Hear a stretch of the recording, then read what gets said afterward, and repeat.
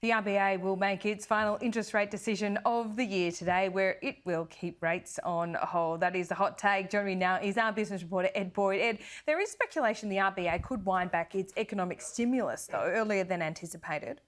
Yes, so at the moment, the Reserve Bank is providing economic stimulus. They're buying government bonds each week, and they're meant to review that in February. They're currently buying $4 billion in government bonds a week. That puts a lot more additional free credit and money out into the market. But due to rising job ads, so we know job ads in October were at a 13-year high, and we get the data for November tomorrow, along with rising inflation. The Reserve Bank Governor, Phil Lowe, may say a few things about these two topics in his statement today at 2:30, but there is a very slight chance that they may review or trim back their economic stimulus. And that's because Australia's economy is really recovering very rapidly over the last sort of 4 or 5 weeks since both Sydney and Melbourne came out of lockdown. So the Governor, his speech will come out at 2:30 p.m. later today, and then we'll hear from him on Thursday when he speaks at a payment summit Thursday morning, where he'll probably provide a little more commentary about the economy and the impact of Omicron and where he expects the economy is going to be tracking over the next sort of 12 months, Laura. Yeah, we're more interested in what they say than what they do immediately at these meetings at the moment, aren't we? Let's look at household income as well, because this is going to be a big factor. A survey has found that household disposable income growth has slowed considerably since 2009. Slowing considerably. This is the HILDA survey. They cover a lot of different topics, but household income is probably one of the most important ones there. A lot of the reason is due to wage growth. Now, wage growth is currently at 2.2% per year. However, inflation's at 2.1%, so the two things almost cancel each other out. But if we take a look at this slide, you can see this is some of the key findings from this HILDA report. You can see household disposable income only grew by 6% from 2009 to 2017. But from 2001 to 2009, it jumped 28%. So there's a huge difference there, and it's clearly on the way down. And we chatted to EY Chief Economist Jo Masters just a short time ago to get her take on why this has been happening.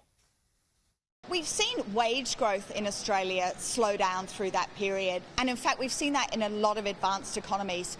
And some of that is because we've got a lot of spare capacity in our labour market. So we had the unemployment rate that was well above 5%, above what economists call full employment.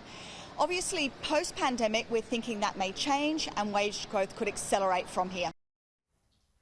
The other thing that is crunching household disposable income is rising property prices. So the more expensive properties are, the more repayments people have to pay per month, and that means they have less disposable income. So that's the key takeaway from the survey, Laura. The stock market's just opened. It's up about 1%, and Oil Search shareholders have voted in favour of merging with Santos to create a $21 billion oil and gas company, which would rank it in the top 20 in the world. Sounds decent.